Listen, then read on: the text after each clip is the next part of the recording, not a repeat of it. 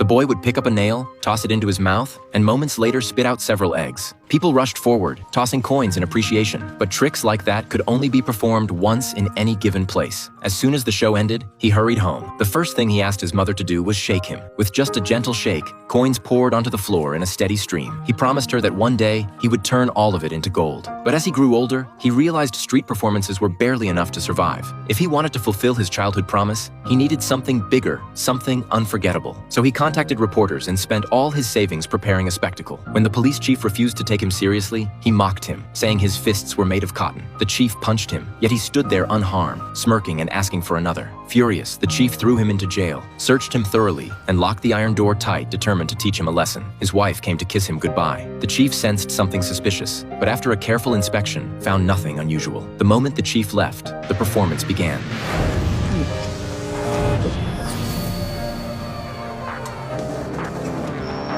Harry Houdini had arrived. Soon, his name was everywhere, but fame faded quickly. To stay in the spotlight, he returned to provoke the chief once again. This time, the chief was prepared. Houdini was stripped of his clothes, his hands and feet bound tightly in chains, a special muzzle fastened over his mouth. Reporters from across the city were invited to witness his humiliation. The cell door slammed shut. Moments later, the impossible happened. Houdini slowly stretched out his hands, revealing what appeared to be 6 fingers.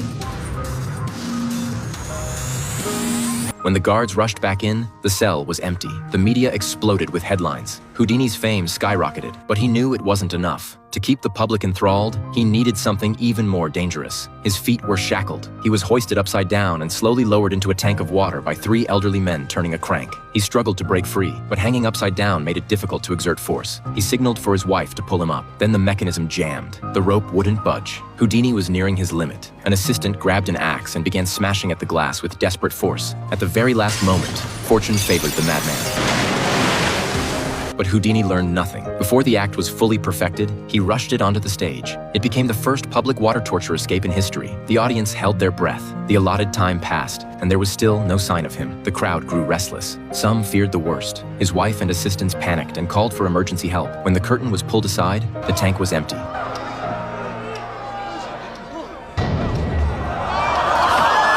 The performance was a triumph. Houdini became the greatest magician in America, even receiving an invitation from the German royal court. But the king, well-traveled and unimpressed by ordinary tricks, was not easily amazed. If Houdini wanted to impress him, he needed a masterpiece. He summoned a general and asked him to fire at a target. The general pulled the trigger a perfect bullseye. The assistant reloaded the gun with fresh powder. Houdini produced a bullet and asked the general to verify it. After confirmation, the bullet was pushed into the barrel. But as the general raised the gun to aim again, Houdini stepped directly in front of him.